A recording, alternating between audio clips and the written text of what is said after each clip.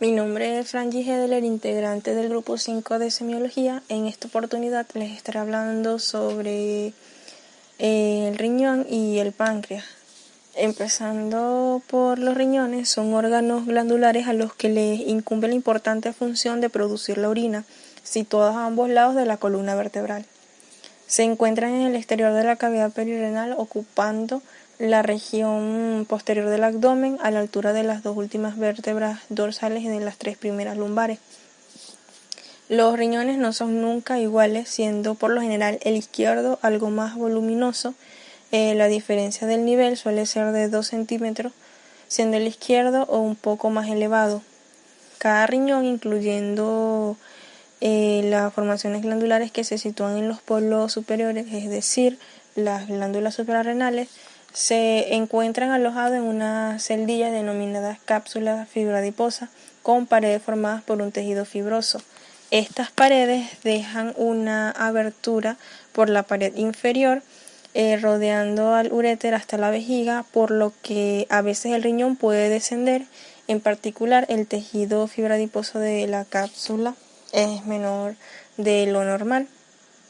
Los riñones tienen una forma de judía con dos caras, anterior y posterior, un borde externo convexo, un borde interno cóncavo en su centro y dos polos redondeados superior e inferior.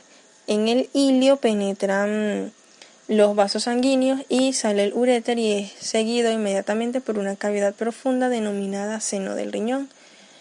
La cápsula adiposa rodea el riñón y sus vasos y se continúa con la grasa del seno renal en su centro hueco. Los riñones, las glándulas suprarrenales y la cápsula adiposa que los rodea están recubiertos por una lámina condensada membranosa de la fascia renal que se continúa medialmente para envolver los vasos renales fusionándose con las vainas vasculares de estos. Inferomedialmente, la fascia renal se prolonga a lo largo de los uréteres como la fina fascia periureteral. Externo a la fascia renal está el cuerpo adiposo pararrenal y la grasa extraperitoneal de la región lumbar, que es más evidente posterior al riñón.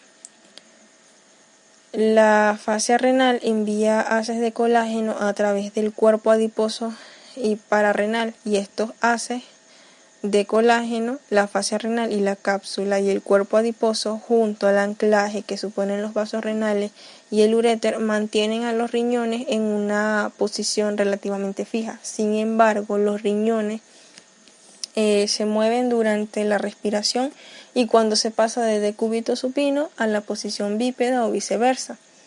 La movilidad normal es de unos 3 centímetros aproximadamente en la altura de un cuerpo vertebral. Superiormente, en la fascia renal se continúa con la fascia diafragmática en la cara inferior del diafragma. Por tanto, la principal fijación de las glándulas suprarrenales se realiza con el diafragma. Inferiormente, las hojas anterior y posterior de la fascia renal están unidas de forma laxa, si es que llegan a hacerlo. Los riñones eliminan de la sangre el exceso de agua, sales y desechos de metabolismo de las proteínas y devuelven al torrente sanguíneo los nutrientes y las sustancias químicas necesarias. En el borde medial cóncavo de cada riñón hay una incisura vertical, el ilio renal, que es la entrada a un espacio dentro del riñón, el seno renal. Las estructuras que entran y salen de los riñones cruzan en el seno renal por el ilio renal.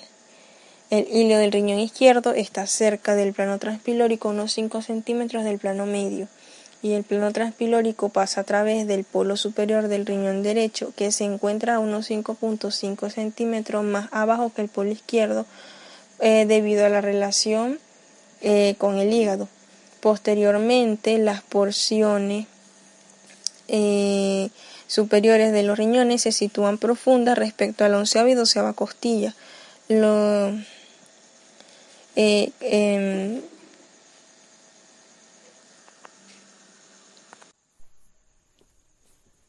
Como el abordaje quirúrgico habitual de los riñones es por la pared posterior del abdomen, es útil tener presente que el polo inferior del riñón derecho está aproximadamente un dedo por encima de la cresta ilíaca. En vida, los riñones tienen un color marrón rojizo y miden cerca de 10 centímetros de largo, 5 centímetros de ancho y 5.5 centímetros de grosor. Superiormente, las caras posteriores de los riñones se relacionan con el diafragma que los separa de las cavidades pleurales y de la 12ª costilla. Más inferiormente, la cara posterior del riñón se relaciona con los músculos psoas mayor medialmente y con el cuadrado lumbar. El nervio y los vasos subcostales de los nervios iliohipogástricos e ilioinguinal descienden en diagonal y atraviesan las caras posteriores de los riñones. Este riñón está separado del hígado por el receso hepatorrenal. El riñón izquierdo se relaciona con el estómago, el vaso, el páncreas, el yeyuno y el colon descendente. En el ilio, la vena renal es anterior a la arteria renal, que a su vez es anterior a la pelvis renal dentro del riñón. El seno renal está ocupado por la pelvis, cálices, vasos y nervios renales y una cantidad variable de grasa. Cada riñón tiene una cara anterior y posterior, un borde medial y lateral y unos polos superior e inferior. Sin embargo, debido a la protrusión de la columna vertebral lumbar en la cavidad abdominal, los riñones se sitúan oblicuamente formando un ángulo entre sí.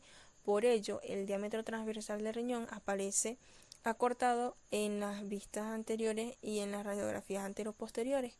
El lateral de cada riñón es convexo y el borde medial es cóncavo en la zona donde se localiza el seno y pelvis renal. El borde medial y dentado da al riñón un aspecto similar al de una judía. La pelvis renal es la expansión aplanada y el embudo del extremo superior del uréter. El vértice de la pelvis renal se continúa con el uréter. La pelvis renal recibe 2 o 3 cálices mayores, cada uno de los cuales se divide en 2 o 3 cálices menores. Cada cáliz menor está indentado por una papila renal, el vértice de la pirámide renal desde donde se excreta la orina. En los sujetos vivos, la pelvis renal y sus cálices suelen estar colapsados. Las pirámides y la corteza a ellas asociadas forman los lóbulos del riñón. Estos lóbulos son visibles en la superficie externa de los riñones en los fetos y puede seguir apreciándose durante algún tiempo después del nacimiento. En cuanto a los uréteres, son conductos musculares de 25 a 30 centímetros de longitud aproximadamente, con una luz estrecha que transporta la orina de los riñones a la vejiga urinaria. Los uréteres discurren inferiormente desde los vértices de las pelvis renales en los ilios de los riñones, pasando sobre el borde pélvico de la bifurcación de las arterias ilíacas comunes. Luego discurren a lo largo de la pared lateral de la pelvis y entran en la vejiga urinaria. Las partes abdominales de los uréteres se adhieren estrechamente al peritoneo parietal y son retroperitoneales a lo largo de su recorrido. En el dorso, la marca de superficie del uréter es una línea que une un punto situado 5 centímetros lateralmente al proceso espinoso de L1 y la espina ilíaca posterior superior. Los uréteres ocupan un plano sagital que cruza los extremos de los procesos transversos de las vértebras lumbares. Si se observan los uréteres radiográficamente, utilizando un medio de contraste, suele apreciarse unos estrechamientos relativos en 3 lugares. Uno en la unión de los uréteres y la pelvis renal, 2 en la zona donde los uréteres cruzan el borde de la apertura superior de la pelvis y 3 durante su paso a través de la pared de la vejiga urinaria. Estos estrechamientos son posibles lugares de obstrucción por cálculos ureterales o cálculos renales. Las glándulas suprarrenales de color amarillento en los individuos vivos se localizan entre la cara superomedial de los riñones y el diafragma, donde están rodeadas por tejido conectivo que contiene abundante grasa perirrenal. Las glándulas están rodeadas por la fascia renal, mediante la cual se unen a los pilares del diafragma, aunque el nombre suprarrenal implica que los riñones son sus relaciones más importantes. La principal inserción de la glándula se da con los pilares del diafragma. Están separadas de los riñones por un delgado tabique que forma la parte de la fascia renal. La forma y las relaciones de las glándulas suprarrenales difieren en ambos lados. La glándula derecha da forma piramidal, de forma piramidal es apical respecto al riñón izquierdo y se sitúa anterolateral al diafragma y está en contacto con la vena cava inferior anteromedialmente y con el hígado de forma anterolateral. La glándula izquierda de forma semilunar es medial a la mitad superior del riñón izquierdo y se relaciona con el vaso, el estómago, el páncreas y el pilar izquierdo del diafragma. Cada glándula suprarrenal tiene un hilio por el cual las venas y los vasos linfáticos abandonan la glándula, mientras que las arterias y los nervios entran en ella por numerosos puntos. Los bordes mediales de estas glándulas están a 4 o 5 centímetros de distancia. En esta zona se hallan de derecha a izquierda la vena cava inferior, el pilar derecho del diafragma, el ganglio celíaco, el tronco celíaco, la arteria mesentérica superior y el pilar izquierdo del diafragma. Estas glándulas tienen dos partes, la corteza y la médula suprarrenales, con orígenes embrionarios y funciones diferentes. La corteza suprarrenal procede del mesodermo y secreta corticosteroides y andrógenos. Estas hormonas hacen que el riñón retenga sodio y agua en respuesta al estrés, aumentando el volumen y la presión de la sangre. También afectan a los músculos y a órganos como el corazón y pulmones.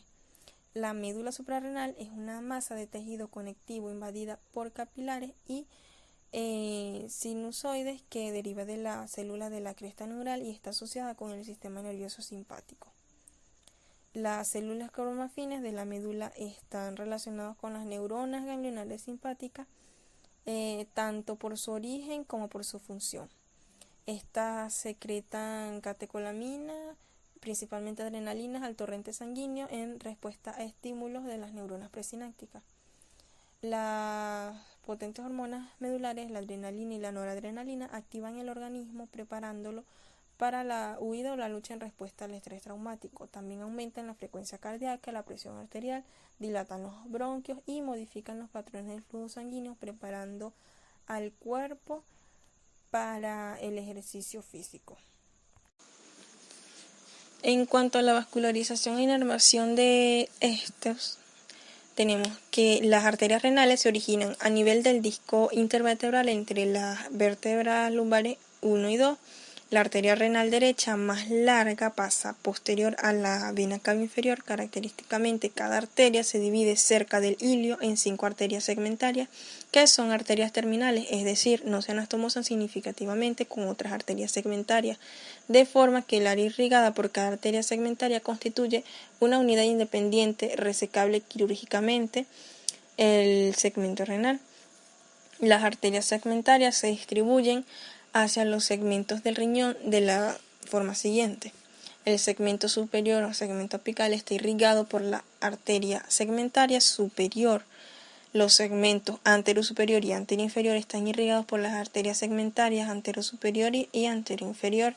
Y el segmento inferior está irrigado por la arteria segmentaria inferior. Estas arterias se originan en la rama anterior de la arteria renal.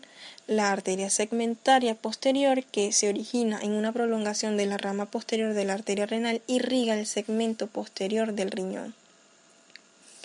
Las venas, varias venas renales drenan los riñones y se unen de forma variable para formar las venas renales derecha e izquierda. Estas venas se sitúan anteriores a las arterias renales derecha e izquierda. La vena renal izquierda más larga recibe la vena suprarrenal izquierda, la vena gonadal izquierda y una comunicación con la vena lumbar ascendente y a continuación cruza el ángulo agudo entre la arteria mesentérica anterior y la aorta posteriormente. Cada vena renal drena en la vena cava inferior. En cuanto a la irrigación y drenaje venoso de los uréteres, estas nacen de manera homogénea, ramas arteriales para la porción abdominal del uréter y hay otras ramas menos constantes procedentes de la arteria testicular u ovárica, la aorta abdominal, y las arterias ilíacas comunes. Las ramas se aproximan a los uréteres medialmente y se dividen en ramas ascendentes y descendentes, formando una anastomosis longitudinal en la pared del uréter. Sin embargo, las ramas ureterales son pequeñas y relativamente delicadas y su interrupción puede provocar isquemia a pesar del conducto anastomótico continuo que forman. En intervenciones sobre la región posterior del abdomen, los cirujanos están especialmente atentos a la localización de los uréteres y tienen la precaución de no retraerlos lateralmente ni de forma innecesaria. Las venas que drenan la porción abdominal de los uréteres drenan en las venas renales gonadales, es decir, testiculares u ováricas. Las arterias y venas suprarrenales en la función endocrina de las glándulas suprarrenales requiere una vascularización abundante. Las arterias suprarrenales se ramifican libremente antes de entrar en la glándula, de forma que 50 a 60 ramas penetran en la cápsula que cubren toda la superficie de las glándulas. Las arterias suprarrenales proceden de 3 fuentes. Primero, de las arterias suprarrenales superiores, de las arterias frénicas inferiores, de las arterias suprarrenales medias, de la aorta abdominal, cerca del origen de la arteria mesentérica superior, y de las arterias suprarrenales inferiores, que a su vez descienden de las arterias renales. El drenaje venoso de las glándulas suprarrenal se realiza en la gran vena suprarrenal. La vena suprarrenal derecha corta drena en la vena cava inferior, mientras que la vena suprarrenal izquierda, más larga, a menudo se une en la vena frénica inferior y desemboca en la vena renal izquierda. Los linfáticos de los riñones, los uréteres y de las glándulas suprarrenales acompañan a las venas renales y drenan en los nódulos linfáticos lumbares derecho e izquierdo. Los vasos linfáticos de la porción superior del uréter pueden unirse a los del riñón o pasar directamente a los nódulos lumbares. Los vasos linfáticos de la porción media del uréter drenan generalmente en los nódulos linfáticos ilíacos comunes, mientras que los vasos de su porción inferior drenan en los nódulos linfáticos ilíacos comunes externos o internos. Y los suprarrenales se originan de un plexo profundo de la cápsula de la glándula y de otro plexo que está en su médula. La linfa pasa hacia los nódulos linfáticos lumbares. De las glándulas suprarrenales salen numerosos vasos linfáticos. En cuanto a la inervación, los nervios de los riñones proceden del plexo nervioso renal y están formados por fibras simpáticas y parasimpáticas. El plexo nervioso renal recibe fibras de los nervios esplánicos, abdominopélvicos, en especial del himo. Los nervios de la porción abdominal de los uréteres proceden de los plexos renal aórtico, abdominal e hipogástrico superior. Las fibras aferentes viscerales conducen sensaciones dolorosas que siguen las fibras simpáticas en sentido retrógrado y hacia los ganglios sensitivos de los nervios espinales y segmentos medulares de T11 a L2. El dolor ureteral suele referirse al cuadrante inferior homolateral de la pared anterior del abdomen y especialmente a la ingle. La rica inervación de las glándulas suprarrenales procede del plexo celíaco y de los nervios esplánicos abdominopélvicos, y los nervios están constituidos principalmente por fibras simpáticas presinápticas mielínicas procedentes del cuerno o asta lateral de los segmentos de T10 a L1 de la médula espinal y atraviesan los ganglios paravertebrales y prevertebrales sin hacer sinapsis para distribuirse por las células cromafines de la médula suprarrenal. En cuanto a la fisiología, los riñones, la vejiga y los uréteres que constituyen el aparato urinario. La unidad funcional de los riñones es la nefrona y cada riñón tiene aproximadamente 1 millón de estas. Los riñones intervienen de manera esencial en la regulación de la homeostasia hídrica, la composición de electrolitos como sodio, cloro, potasio, entre otros, la regulación del volumen extracelular y la homeostasis ácido-básica. Los riñones filtran el plasma sanguíneo y producen orina, el líquido por el cual se excretan los productos de desecho metabólicos del cuerpo como urea, amoníaco, sustancias extrañas como metabolitos de los fármacos. Otra de sus funciones son la reabsorción de glucosa y aminoácidos a partir del filtrado plasmático, además de regular la entrada de calcio y fosfato. Los riñones intervienen en la gluconeogénesis y durante el ayuno sintetizan y liberan glucosa en la sangre y producen casi el 20% de la capacidad glucógena del hígado. Los riñones también son órganos endocrinos y elaboran cinina, así como eritropoyetina. Además sintetizan y secretan renina. De manera específica, en los riñones se filtra un líquido parecido al plasma a través de los capilares glomerulares hacia los túbulos renales. Conforme este filtrado glomerular pasa a los túbulos, se reduce su volumen y se modifica su composición por el fenómeno de reabsorción tubular y secreción tubular para formar la orina que entra a la pelvis renal. Desde la pelvis renal la orina pasa hacia la vejiga y es expulsada hacia el exterior mediante la micción. Ahora, hablando del páncreas, tenemos que es una glándula digestiva accesoria alargada que se sitúa retroperitonealmente, cubriendo y cruzando de forma transversal los cuerpos de las vértebras L1 y L2 en la pared posterior del abdomen. Se halla posterior al estómago, entre el duodeno a la derecha y el vaso a la izquierda. El mesocolon transverso se inserta a lo largo de su borde anterior. El páncreas produce una secreción exocrina, el jugo pancreático de las células acinares, que excreta en el duodeno a través de los conductos pancreáticos principales y accesorios, y también secreciones endocrinas como el glucagón e insulina de los islotes pancreáticos de Langerhans que pasa a la sangre.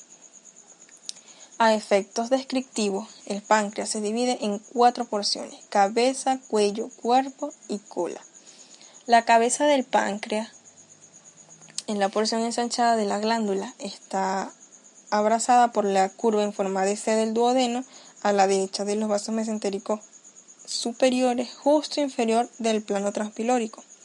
Se une firmemente a la cara medial de las porciones descendente y horizontal del duodeno. El proceso unciforme, una proyección de la parte inferior de la cabeza del páncreas, se extiende medialmente hacia la izquierda, posterior a la arteria mesentérica superior. La cabeza del páncreas descansa posteriormente sobre la vena cava inferior, la arteria y la vena renal derecha y la vena renal izquierda. En su camino hacia su desembocadura en la porción descendente del duodeno, el conducto biliar descansa en su surco sobre la cara posterior superior de la cabeza o está incluido en su parénquima. El cuello del páncreas es corto, de 1.5 a 2 centímetros aproximadamente, y oculta los vasos mesentéricos superiores que forman un surco en la cara posterior de la cara anterior del cuello, cubierta por peritoneo y es adyacente al píloro del estómago. La vena mesentérica superior se une a la vena esplénica posteriormente al cuello para formar la vena porta hepática. El cuerpo del páncreas se continúa desde el cuello y se sitúa a la izquierda de la arteria mesentérica superior y la vena mesentérica superior, pasando sobre la aorta y la vértebra lumbar 2, continuando justo por encima del plano transpilórico, posterior a la bolsa omental. La cara anterior del cuerpo del páncreas está cubierta por peritoneo y se sitúa en el suelo de la bolsa omental, formando parte del lecho del estómago. La cara posterior del cuerpo carece de peritoneo y se encuentra en contacto con la aorta, la arteria mesentérica superior, la glándula suprarrenal izquierda, el riñón izquierdo y los vasos renales. La cola del páncreas se sitúa anterior al riñón izquierdo, donde se relaciona estrechamente con el ilio del vaso y la flexura cólica izquierda. La cola es relativamente móvil y pasa entre las hojas del ligamento esplenorenal junto con los vasos esplénicos. El conducto pancreático principal empieza en la cola del páncreas y discurre a lo largo del parénquima de la glándula hasta la cabeza, donde gira inferiormente y se relaciona estrechamente con el conducto biliar o conducto colédoco, y los conductos pancreático y biliar suelen unirse para formar la ampolla hepatopancreática o ampolla de Vater, corta y dilatada, que desemboca en la porción descendente del duodeno en el vértice de la papila duodenal mayor. Como mínimo el 25% de los casos, los conductos desembocan en el duodeno por separado. El esfínter del conducto pancreático, alrededor de la porción terminal del conducto pancreático, el esfínter del conducto biliar y el esfínter de la ampolla o esfínter hepatopancreático o de Oddi, alrededor de la ampolla hepatopancreática, son esfínteres de músculo liso que impide el reflujo de las secreciones digestivas y el contenido del duodeno. De estos, solo el esfínter del conducto biliar tiene un papel importante en el control del flujo de la secreción digestiva, como es la bilis, en el duodeno. En el conducto pancreático accesorio que desemboca en el duodeno, en el vértice de la papila duodenal menor, en general el conducto accesorio comunica con el conducto pancreático principal, pero algunas veces es más pequeño que el accesorio y ambos pueden no estar conectados.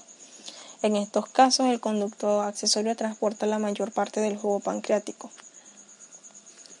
La irrigación arterial del páncreas deriva principalmente de las ramas de la arteria esplénica, bastante tortuosa. Existen numerosas arterias pancreáticas que forman varias arcadas con ramas pancreáticas de la arteria gastroduodenal y mesentérica superior.